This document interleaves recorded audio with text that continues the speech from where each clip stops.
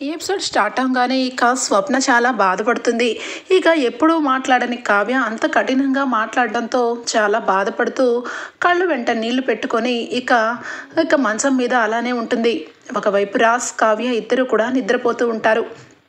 ఇదంతా గమనిస్తూ ఉంటున్న రుద్రాణి అయితే ఇక స్వప్న అలాగే కావ్య ఇద్దరికీ చెడిపోయింది. ఈ స్వప్నని ఇక మన దారిలోకి పెట్టుకోవచ్చు సులభం అని చెప్పి ఇక వెంటనే కూడా రాహుల్కి స్వప్నతో మంచిగా ఉండమన్నట్టుగా నటించమని చెప్తూ ఉంటుంది. ఇక మరొక వైపు స్వప్న చాలా హర్ట్ అవడం వల్ల ఇక కావ్య మీద కొంచెం కోపంతోనే ఉంటుంది. ఇక ఇదిలా ఉండగా నెక్స్ట్ డే మార్నింగ్ అయితే ఇక హాల్లో అందరూ కూడా కూర్చొని ఉంటారు. మరొక వైపు ఇక కావ్య తన పని తను చేసుకుంటూ ఉంటుంది. ఇంతలోనే హాస్పిటల్ బిల్ కట్టలేదని ఇక ఫోన్ రావడంతో సుభాష్ వచ్చి అమ్మ కావ్య హాస్పిటల్ బిల్లు కట్టలేదంట, ఏంటి ప్రాబ్లమా అని చెప్పి అడగగానే ఏమీ చెప్పలేక కావ్య రాజ్ వంక చూస్తూ ఉంటుంది. మరొక వైపు ఇక అపర్ణ ఏంటి ఏమైంది మీకు, ఏదో పెద్ద విషయమే దాస్తున్నట్టున్నారు, ఎప్పుడూ లేంది మామయ్య గారికి హాస్పిటల్ బిల్లు పే చేయకపోవడం ఏంటి అని చెప్పి అడుగుతూ ఉంటే ఇక ఇంతలోనే దానిలక్ష్మి వచ్చి ఏంటి మా మామయ్య గారు బిల్లు కట్టకుండా అది కూడా అనవసరం ఖర్చు అనుకున్నావా ఏంటి, అయినా ఆస్తి నీ పేరు మీద రాసిచ్చారని తెగ పెత్తనం చలాయిస్తున్నావు, ఇంట్లో అంతా కంట్రోల్ చేసావు, నీ చేతిలో పెట్టుకొని ఆడిస్తున్నావా, ఇప్పుడు మా మామయ్య గారికి నువ్వు ఎందుకు కట్టలేదు, ఎప్పుడు లేంది ఈ ఇంటికి అవతల నుంచి కట్టలేదు అన్న మాట వినపడింది అంటే నువ్వు ఏం చేస్తున్నావు, అసలు డబ్బంతా ఎక్కడ దోచిపెడుతున్నావు అని చెప్పి ఇక అడుగుతూ ఉంటుంది దానిలక్ష్మి. దానిలక్ష్మి మాటలకి ఇక ఇటు అపర్ణ అడుగుతున్న మాటలకి సుభాష్ అడుగుతున్న మాటలకి సమాధానం చెప్పలేక కావ్య ఇక అలానే ఉండిపోతుంది. ఇక వెంటనే రాజ్ మమ్మీ అదేంటంటే అనగానే ఏంటంటే అదేంటంటే ఇదంతా నానుడి బేరం వద్దురా, ఏంట్రా రాజ్ ఏదన్నా ప్రాబ్లం ఉంటే కన్న తల్లిదండ్రులం మేమున్నాం, ఆ విషయాలు ఏమీ చెప్పకుండా మీకు మీరే సాధించాలనుకుంటే అది కరెక్ట్ కాదు, ఎప్పుడూ లేనిది తాతయ్య బిల్లు విషయంలో ఇంత నిర్లక్ష్యంగా నువ్వు ఎప్పుడూ ప్రవర్తించలేదు, ఏం జరిగిందో చెప్పు అనగానే ఇంతలోనే ఇక ఒక వ్యక్తి వస్తాడు.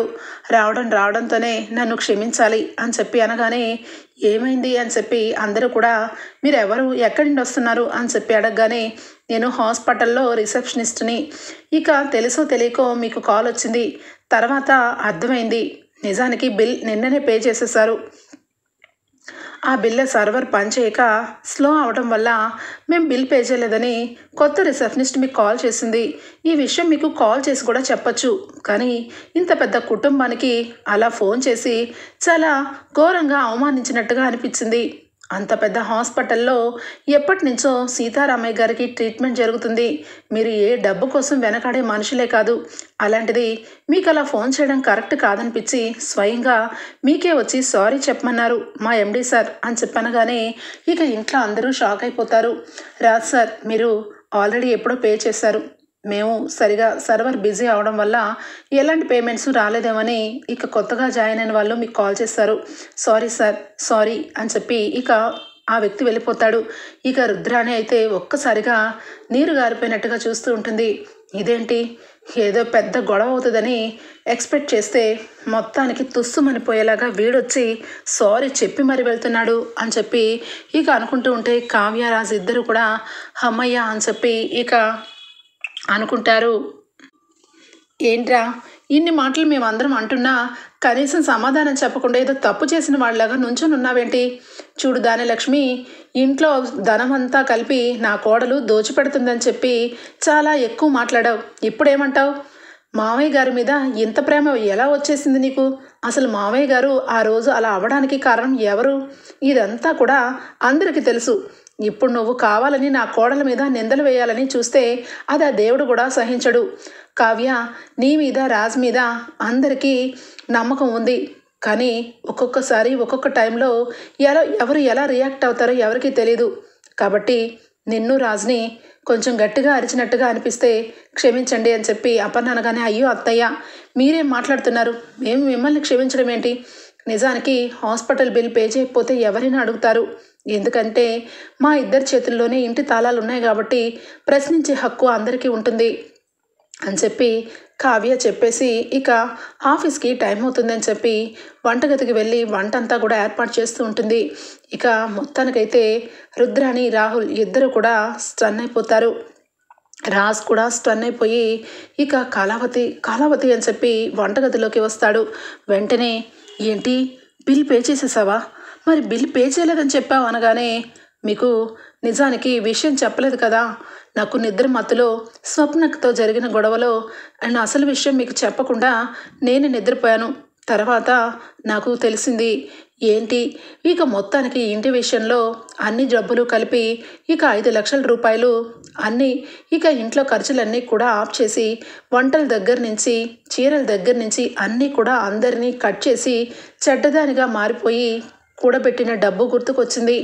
ఇక ఒక్కసారిగా నాకు ఇక ఏం చేయాలో అర్థం కాలేదు. ఇక అందుకే వెంటనే కూడా పేమెంట్ అంతా కూడా ట్రాన్స్ఫర్ కొట్టాను. అది మిడ్నైట్ అవ్వడం వల్ల ఇక వెళ్ళలేదనుకుంటా, దానివల్లే కాల్ వచ్చింది. మీకు ఈ విషయం చెప్పాలనుకుంటేనే ఈ లోపలే ఇక ఇంట్లో అందరికీ తెలిసిపోయేలాగా జరిగింది, అందుకే మీకు చెప్పలేకపోయాను అనగానే పోనీలే కళావతి, బ్రతికించావు. నువ్వు ఇంట్లో అందరి దగ్గర భోజనం దగ్గర ఇక చీరల దగ్గర షాపింగ్ల దగ్గర సొంత అక్క చెల్లెల దగ్గర అందరి దగ్గర చెడ్డదాని అయిపోయావు. కానీ నా దృష్టిలో మాత్రం నువ్వు ఎక్కడో ఉన్నావు. నిన్ను నేను చాలా బాధ పెట్టాను, నేను ఇంట్లో నుంచి వెళ్ళగొట్టాను. కానీ నువ్వు మాత్రం ఈ ఇంటి గురించి, ఈ పరువు గురించి, తాతయ్య ప్రాణాల గురించి ఎంతగానో ఎంతగానో నువ్వు తాపత్రపడుతున్నావు. ఈ విషయంలో నిజంగా నువ్వు చాలా గ్రేట్ కళావతి అని చెప్పి చేతులు పట్టుకోగానే చాలు ఎవరైనా చూస్తారు, నేను గ్రేట్ అని సంగతి నాకు ఎప్పుడో తెలుసు, నేను చెప్పనవసరం లేదు అని చెప్పి నవ్వుతాలుగా అనగానే చూడు కళావతి అని చెప్పి ఇక నార్మల్ అయిపోతాడు. ఇక మొత్తానికైతే కావ్యరాజు ఆఫీస్కి వెళ్ళిపోతారు. ఇక ఇక్కడ చూస్తే రాహుల్ ఇక స్వప్న దగ్గరికి వచ్చి, స్వప్న ఏంటి ఈ జ్యూస్ తాగు, ఎందుకు అలా బాధపడుతున్నావు? నీ బాధని నేను అర్థం చేసుకోగలను. ఎంతైనా సొంత అక్క చెల్లెల విషయంలో అలా అందరి ముందు అవమానించిందని నువ్వు బాధపడ్డావు. అదని ఏంటి అని నువ్వు మీ చెల్లిని నిలదీస్తే నువ్వు ఈ ఇంటి మనిషివే కాదు, నీకు సొంత డబ్బులతో నువ్వు వాడుకో, లేదంటే ఈ ఇంట్లో ఉండే స్థానం కూడా కోల్పోతావని నిన్ను చాలా బాధ పెట్టింది. ఎంతైనా ఒకప్పుడు నేను ప్రేమించి పెళ్లి చేసుకున్నాను. ఏదో మధ్యలో గొడవలు అయ్యాయని నువ్వు నన్ను తిట్టడం, నేను నిన్ను ఏదో ఒకటి అనడం, కాబట్టి ఇద్దరం దూరం అయిపోయాం. కానీ నిజానికి నువ్వు నన్ను ఎంత సిన్సియర్గా లవ్ చేసావు, మర్చిపోతానా నేను అనగానే ఇక స్వప్న రాహుల్ వంక ప్రేమగా చూస్తూ ఉంటుంది. ఈ జ్యూస్ నీకోసమే తీశాను, ఇది తాగి మార్నింగే బాధపడకుండా ఇలాంటి విషయాలని వదిలేయాలి స్వప్న, హ్యాపీగా మనం బయటకు వెళ్దాం సరేనా అని చెప్పి స్వప్నని ఇక కావాలని క్లోజ్ చేసుకుంటాడు రాహుల్. సరే రాహుల్, ఇప్పుడే 5 మినిట్స్లో ఫ్రెష్ అప్ అవుతాను అని చెప్పి ఇక రెడీ అయిపోతుంది. రెడీ అయిపోయిన తర్వాత మమ్మీ నువ్వు చెప్పినట్టుగానే ఇక స్వప్నని నా వైపు తీసుకుంటున్నాను, దానికి ఇప్పుడు నా ప్రేమ గురించి అర్థమయ్యేలాగా బయటకు తీసుకెళ్ళి పెళ్ళిన పార్టీ ఇవ్వబోతున్నాను. అది పార్టీలకి ఇక పెద్ద ఫంక్షన్స్కి గోల్డ్ డైమండ్స్కి ఇలాంటి వాటికే పడిపోతుందని నాకు బాగా తెలుసు. కాకపోతే ఒకప్పుడు నా దగ్గర డబ్బు లేదు, ఇప్పుడు రాత్రి నువ్వు చెప్పిన విషయంలో ఇక నేను వెనక్కి తగ్గేదే లేదు. అందుకే దాన్ని తీసుకుని వెళ్ళి దానికి సర్ప్రైజ్గా ఆ గోల్డ్ నెక్లెస్ బదులు డైమండ్ సెట్ ఇప్పిస్తాను. దానికి తోడు ఇక అక్క చెల్లెలకి ఇద్దరికి ఎడమొహం పెడమొహం పెట్టి దీన్ని మన వైపు లాక్కొని ఈజీగా కావ్యని ఇక స్వప్నకి ఇద్దరికి అగ్గిపుల్ల వేస్తే బగ్గుమనేలాగా చేద్దాం అనగానే చెయ్యాలి, చెయ్యకపోతే ఎలాగా, చేసి తీరాలరా. ఇంట్లో ఇదొక్కదే ఇక ఆస్తి మొత్తం కూడా ఇక పెత్తనందారు అయిపోతే నీకు నాకు మిగిలేదేంటి, అందుకే ఈ ఐడియా వేశాను. వెళ్ళి ఒక 5 లక్షలు మన కాననుకొని దానికి ఒక డైమండ్ సెట్ కొని పారేసే, కుక్కలాగా మనం చెప్పినట్టే పడుంటుంది అని చెప్పి ఇక అంటూ ఉంటుంది రుద్రాణి. ఇక వెంటనే డబ్బులు తీయడానికి ఒక్క నిమిషం ఉండరా అని చెప్పి బ్యాగ్ తీసుకొని డబ్బులు తీస్తూ ఉంటే, మమ్మీ నాతో ఏమో తక్కువ డబ్బులు అని చెప్పావు నైటు, ఇప్పుడేంటి ఈ బ్యాగు అనగానే ఈ బ్యాగ్ కూడా డబ్బులేరా, అయినా ఆస్తి విషయంలో కోట్ల రూపాయలు ఇన్స్టాల్మెంట్ మీద కడుతున్నారంటే వీళ్ళకి ఎంతైనా మంచితనం టూ మచ్గా మారిపోయింది. అందుకే అది మనం క్యాష్ చేసుకుంటున్నాం. ఇక చిట్ ఫండ్ కంపెనీ పెట్టి వాడు వీళ్ళని టోకరా వేయించిన వాడు ఎవరో కాదు, స్వయాన నాకు నీకు దగ్గర వాడు. ఈ విషయం వీళ్ళెవ్వరికీ తెలీదు.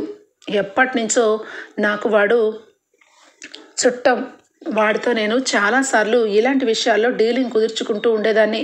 వాడికి అలవాటు పోలేదు. అందుకే ఈరోజు మనకి ఇంత డబ్బు మిగిలింది. రేపటి రోజు ఇక ఒక 2 నెలలు కళ్ళు మూసుకుంటే చాలు, ఈ స్వప్న సైలెంట్గా ఉంటే చాలు, నువ్వు నేను హ్యాపీగా ఈ డబ్బు తీసుకొని ఫారెన్ వెళ్ళిపోతాం అని చెప్పి ఇక అంటూ ఉంటుంది. ఒక్కసారిగా స్వప్న అప్పుడే రెడీ అయ్యి వచ్చి, రాహుల్ నేను రెడీ అయిపోయాను అనగానే, రెడీ అయిపోయావా అనగానే, ఏంటి ఏమైంది, ఇద్దరు నా వంక అలవలాగా చూస్తున్నారు అనగానే, ఏమి లేదు స్వప్న, ఏమీ లేదు అనగానే, అత్త సారీ అని చెప్పి అంటుంది ఇక స్వప్న. ఏంటి నువ్వేనా అనగానే, నేనే అత్త, కాకపోతే ఇన్నాళ్ళు తెలుసుకోలేకపోయాను, ఇప్పుడు నిజం తెలిసింది అనగానే, చూసావా స్వప్న, ఇప్పటికైనా నమ్ము, భర్త అత్త వీళ్ళందరూ కూడా నీ వాళ్ళు, మీ అక్క కూడా నీదే. కానీ డబ్బు రాగానే అహంకారంగా మారిపోయి ఈ ఇంట్లో మనకి స్థానం లేదని నీతో చాలా రూడ్గా మాట్లాడింది. మొత్తం నేను విన్నాను. కానీ నేను వచ్చి నిన్ను ఓదారిస్తే మళ్ళీ నిన్ను కావాలని రెచ్చగొడుతున్నానని నువ్వు నన్ను అంటావని నేను దూరంగా ఉన్నాను. ఒకప్పుడు రుద్రాణిని కాదు, ఇప్పుడు నువ్వెంతైనా కడుపుతో ఉన్నావు. నువ్వు నా కోడలివి, రేపు పొద్దున్న నువ్వు నాకు వారసుని ఇవ్వబోతున్నావు. అలాంటప్పుడు ఇంకా నీ మీద నాకు ద్వేషం ఎందుకు? అందుకే నీకు సర్ప్రైజ్ ప్లాన్ చేయమని చెప్పిందే నేను. మీరిద్దరూ వెళ్ళి హ్యాపీగా ఎంజాయ్ చేసి రండి అని చెప్పి ఇక రుద్రాణి అయితే స్వప్న దగ్గర చాలా మంచిదానిలాగా మాట్లాడుతుంది. ఇక ఇద్దరు కూడా బయటికి వెళ్తారు. ఇక రాహుల్కి ఫోన్స్ మీద ఫోన్స్ వస్తూ ఉంటాయి. అది కూడా ఇక రాజగోపాల్ దగ్గర నుంచి ఫోన్ వస్తూ ఉంటే, రాజగోపాల్ ఎవరో ఫోన్ చేస్తున్నారు రాహుల్కి అని చెప్పి సైలెంట్గా ఉండగానే, స్వప్న నువ్వు ఈ హోటల్లో ఇక్కడే కూర్చో, నీకు నచ్చిన ఫుడ్ అంతా ఆర్డర్ చేసుకో, నేను ఇప్పుడే వస్తాను అని చెప్పి ఇక బయటకు వస్తాడు. సరే రాహుల్ అని చెప్పి స్వప్న ఇక భోజనం చేస్తూ ఉంటే, ఇంతలోనే ఇక రాజగోపాల్ అయితే కాల్ చేస్తాడు. రాహుల్ ఈరోజు ఇక సెకండ్ ఇన్స్టాల్మెంట్ మీద డబ్బు వస్తుంది, ఆ డబ్బు నాకు దక్కాలి.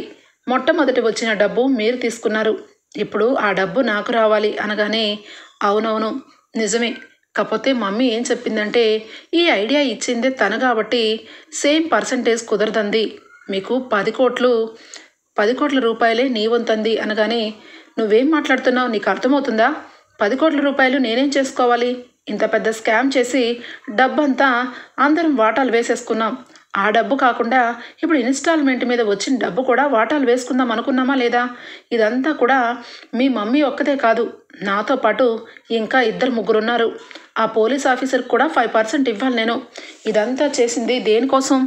మీ మమ్మీ చెప్పినట్టుగానే చేస్తున్నాను. ఈ విషయం నీకు తెలియదేమో, మీ మమ్మీకి తెలుసు. అందుకని ఈరోజు నువ్వు అర్జెంటుగా బ్యాంక్ దగ్గరకు వెళ్ళి ఇక డబ్బుని నా అకౌంట్లో వెయ్యి అని చెప్పి అంటూ ఉంటే, సరే వేస్తాను, కాకపోతే నీ వైపు నుంచి నాకు పర్సంటేజ్ కావాలి అనగానే, ఏంటి రాహుల్ నువ్వు మీ మమ్మీ ఒకటి కదా అనగానే, అది వేరు, నీ వైపు నుంచి కూడా నాకు కావాలి. ఎందుకంటే నువ్వు కూడా నా చుట్టానివేనంట కదా, నేను ఎవరికి దగ్గరైనా పర్సంటేజ్ గురించే ఆలోచిస్తాను. ఇప్పుడు నేను బ్యాంక్ దగ్గరకు వెళ్ళి ఈ డబ్బును తీసుకుని వచ్చేటప్పుడు ఎవరైనా పోలీసులు ఎవరైనా కానీ నా దగ్గరకు వస్తే సమాధానం ఏం చెప్తాను? కాబట్టి నేను రిస్క్లో ఉన్నాను. కాబట్టి ప్రతిసారి డబ్బుని ట్రాన్స్ఫర్ చేసే విషయంలో నేను రిస్క్లోనే ఉంటాను కాబట్టి నాకు పర్సంటేజ్ కావాలి అని చెప్పి రాహుల్ అడుగుతూ ఉంటే, సరే నీకు పర్సంటేజ్ ఉంటుంది, కానీ నువ్వు ఆ డబ్బు పట్టుకొని సరాసరి ఎక్కడికి రావాలో నేను చెప్తాను అనగానే, ఈరోజు కుదరదు, నా వైఫ్ ఉంది నాతో అని చెప్పి రాహుల్ అంటూ ఉంటాడు. నీ వైఫ్ ఉంది ఓకే, కానీ మీ వైఫ్కి ఏ విషయం తెలియకుండా మేనేజ్ చేయి. ఎందుకంటే ఈరోజు పేమెంట్ అందినాక ఆ డబ్బు నా చేతికి రావాలి. ఆ డబ్బుని నమ్ముకొని ఇక్కడ 5 ప్రాణాలు ఉన్నాయి. కాబట్టి నేను చెప్పినట్టుగా ఒక చోటకు తీసుకురా అనగానే, సరే ఎక్కడికి తీసుకురావాలి అని చెప్పి రాహుల్ అంటాడు. ఇక అడ్రస్ నీకు వాట్సాప్ పెడతాను, సైలెంట్గా మీ వైఫ్ని ఇంట్లో దింపేసి నువ్వు రా అనగానే, సరే అని చెప్పి రాహుల్ ఇక రుద్రానికి విషయం అడగగానే, అవునరా ఈసారి పేమెంట్ వాళ్ళకి అందాలి. కానీ నువ్వు పర్సంటేజ్ అని చెప్పి ఎందుకురా కక్కుర్తి లెక్కలు చేసావు అనగానే, లేదు మమ్మీ, నువ్వు నాకు ఎంతైనా కొంత డబ్బే ఇస్తావు, మిగతాదంతా నీ అకౌంట్లోనే పెట్టుకుంటావు. మరి నాకు కూడా ఎంతో కొంత డబ్బు ఉంటేనే కదా నేను ఇలాంటి రిస్క్ చేసేది అనగానే, సరే తగలడు, ఆ స్వప్నం తీసుకొని ఇంటికాడ దింపేసి నువ్వు విడిగా వెళ్ళు, లేదంటే ఖచ్చితంగా స్వప్నకి డౌట్ వస్తుంది. ఇది చాలా ఎప్పటి నుంచో పకడ్బందీగా వేసిన ప్లాను. ఇప్పుడు గనక విషయం ఎవరికైనా తెలిసిందంటే నువ్వు నేను కాదు, ఇక ఆ రాజగోపాల్ గారు, ఆ పోలీస్, ఇలా అందరూ కూడా ప్రతి ఒక్కరు ఇక వెళ్ళి పోలీస్ స్టేషన్లో చెప్పుకుడు తినాల్సిన పరిస్థితి వస్తుంది. కాబట్టి చాలా జాగ్రత్తగా ఒళ్ళు దగ్గర పెట్టుకొని ఆ డబ్బును తీసుకెళ్ళి సీరియస్గా ఇచ్చేసిరా అని చెప్పి అనగానే, సరే మమ్మీ సరే అని చెప్పి ఇక ఫోన్ పెట్టేస్తాడు రాహుల్.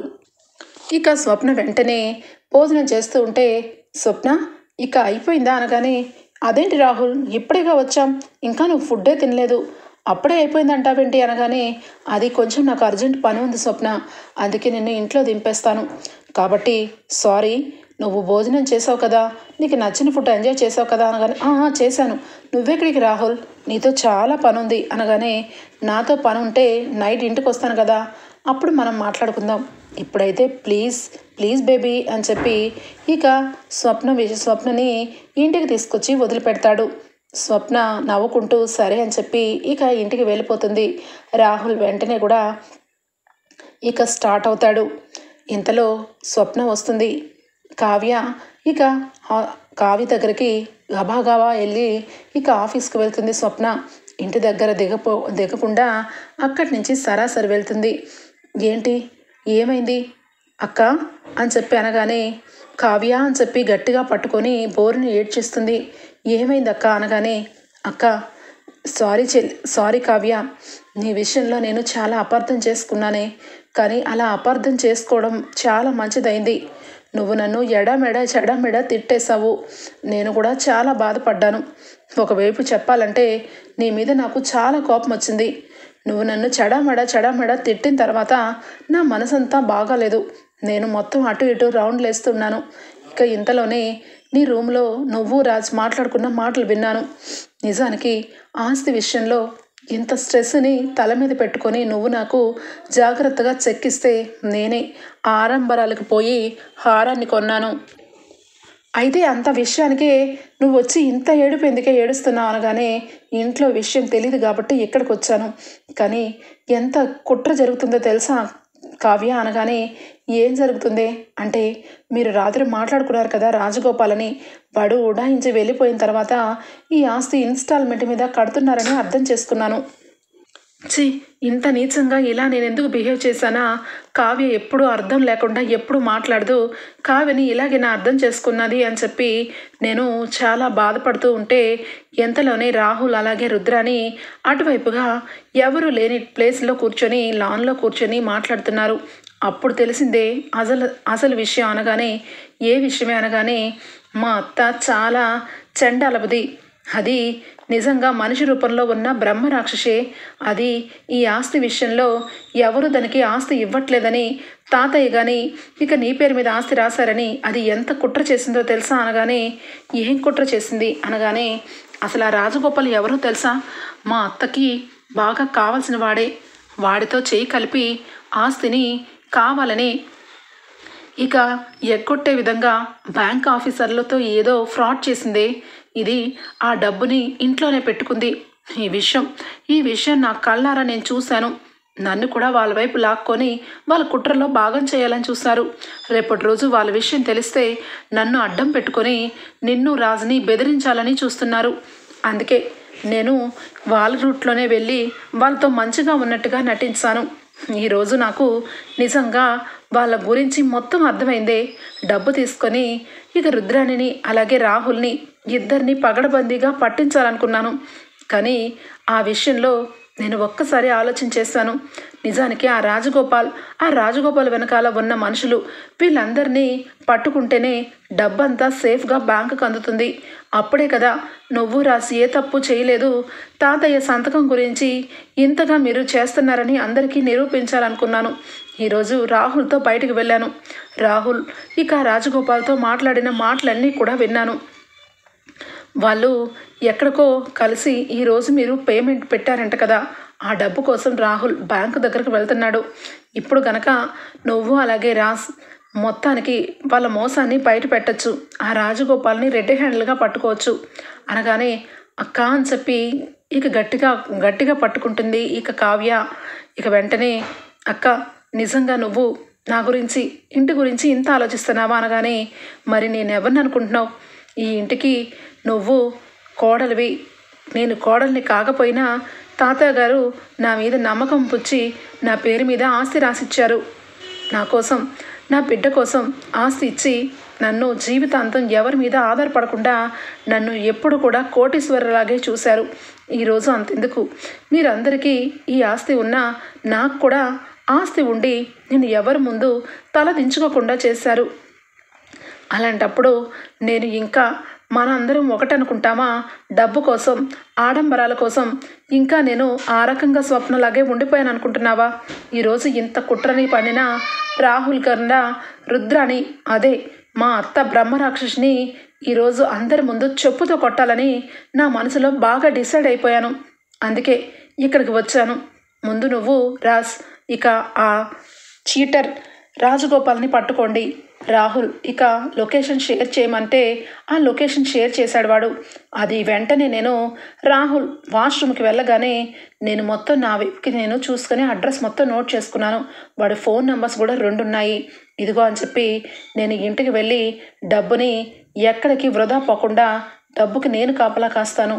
20 కోట్ల రూపాయలు మా అత్త దగ్గరే ఉన్నాయి అని చెప్పి ఇక అనడంతో సరే అక్క, ఈరోజు మీ అత్త సంగతి అలాగే ఇంట్లో అందరి సంగతి తెలిసిపోయే రోజు అని చెప్పి ఇక స్వప్న చెప్పిన మాటలకి రాజ్కి విషయం మొత్తం చెప్పగానే రాజ్ ఒక్కసారిగా షాక్ అయిపోతాడు. నిజమా కమలావతి అనగానే అవునండి, కావాలంటే చూడండి, రాజగోపాల్ని రాహుల్ కలవడానికి వెళ్ళాడంట అనగానే ఇద్దరు కూడా ఇక కమిషనర్ దగ్గర నుంచి కొంత బందోబస్తుని తీసుకొని ఇక రాజ్ కావ్య చాలా సీక్రెట్గా వెళ్తారు.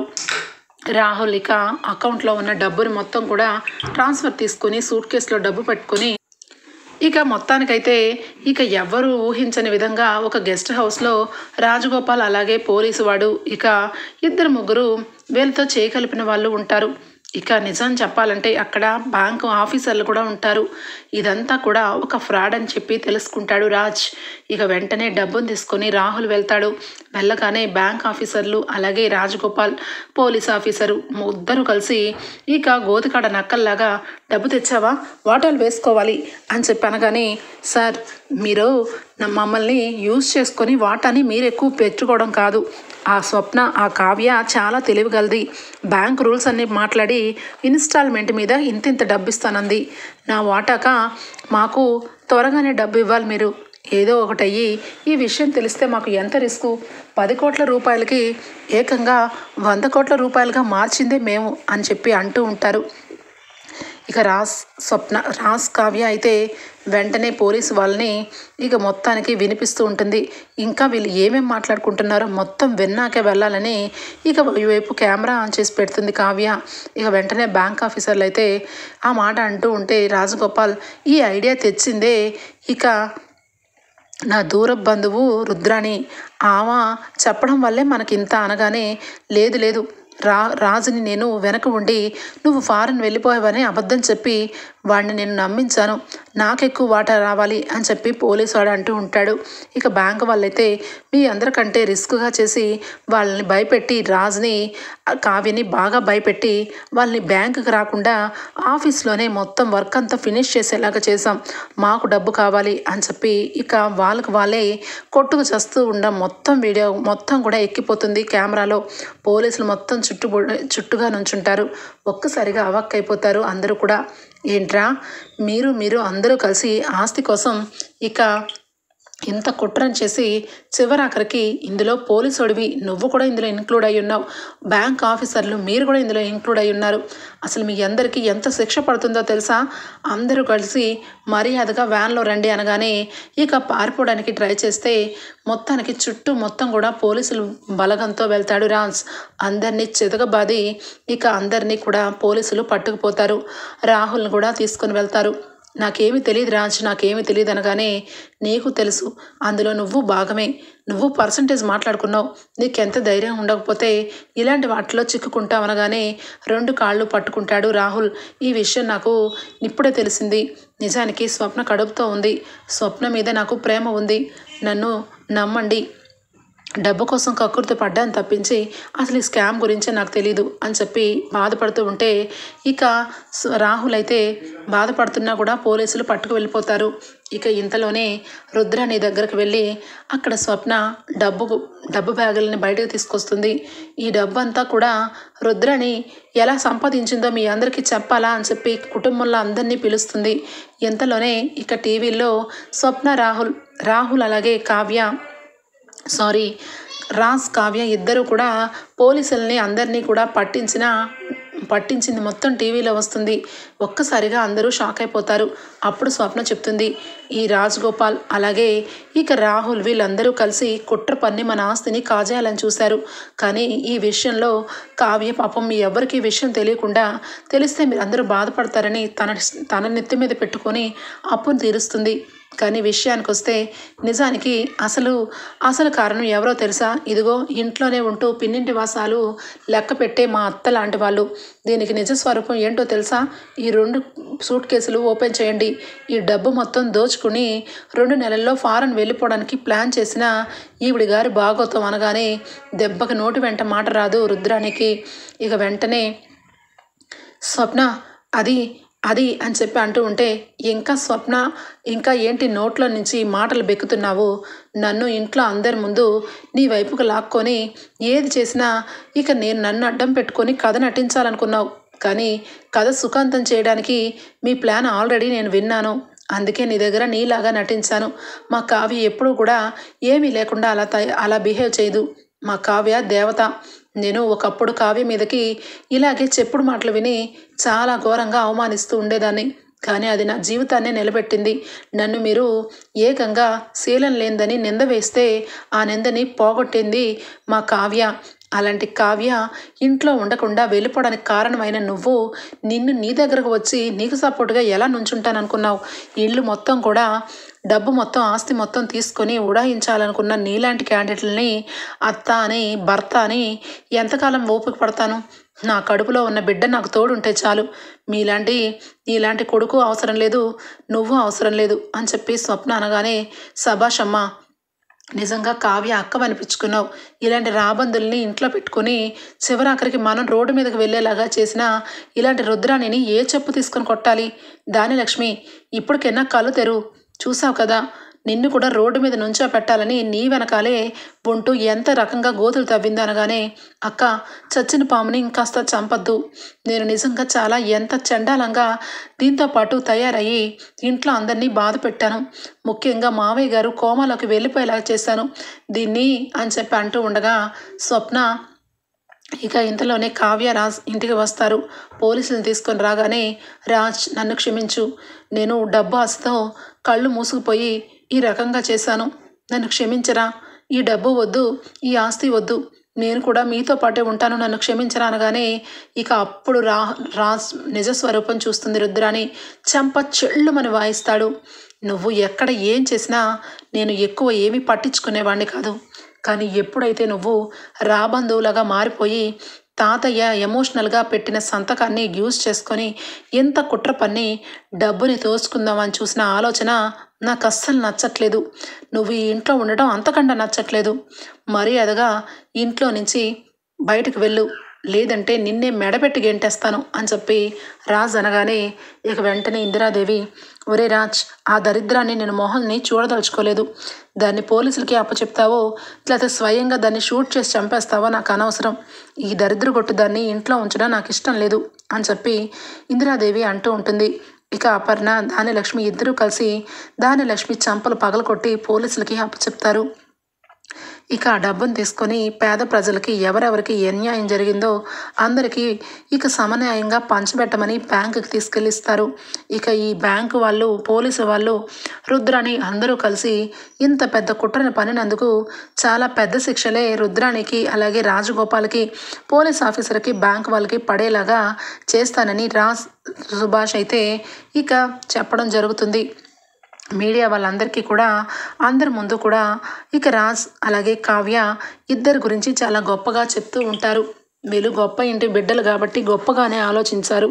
వీళ్ళ డబ్బుని అందరికీ ఇవ్వమని పేదవాళ్ళకి అన్యాయం జరగకూడదని వాళ్ళ తాతయ్య పెట్టిన సంతకం గురించి తల వంచి అప్పుని తీర్చాలని చూసిన రాజ్ కావ్య లాంటి వాళ్ళు ఇంకా ఉన్నారంటారా అని చెప్పి టీవీల్లో చెప్తూ ఉంటే ఇక అందరూ చాలా సంతోషపడతారు. ధాన్యలక్ష్మి చాలా సిగ్గుతో దలదించుకొని కావ్య దగ్గరికి వచ్చి 2 చేతులు పట్టుకొని, కావ్య, నేను నీ గురించి మొదట్లో చాలా మంచిగా అర్థం చేసుకున్నాను. కానీ రాను రాను రుద్రాని లాంటి వాళ్ళతో చేతులు కలిపి నేను ఇలా నీచురాల్లాగా తయారయ్యాను. నన్ను క్షమించమ్మా అనగానే, లేదత్తయ్య, మీరు ఎప్పుడూ మా చిన్నత్తయ్యే, మిమ్మల్ని నేను క్షమించడం ఏంటి? మీరు ఈ ఇంట్లో నెంబర్, మీరు నన్ను క్షమించమని అడగకూడదు. మనందరం బయటపడ్డాం, అది చాలు అని చెప్పి ఇక మంచిగా కావ్యతో ఇక ధాన్యలక్ష్మి మాట్లాడుతుంది. రాబోయే ఎపిసోడ్స్లో ఈ విధంగానే జరగబోతుంది ఫ్రెండ్స్. మీకు కనుక నచ్చినట్లయితే ఒక లైక్ ఇచ్చేయండి. Bye, take care, thank you for watching.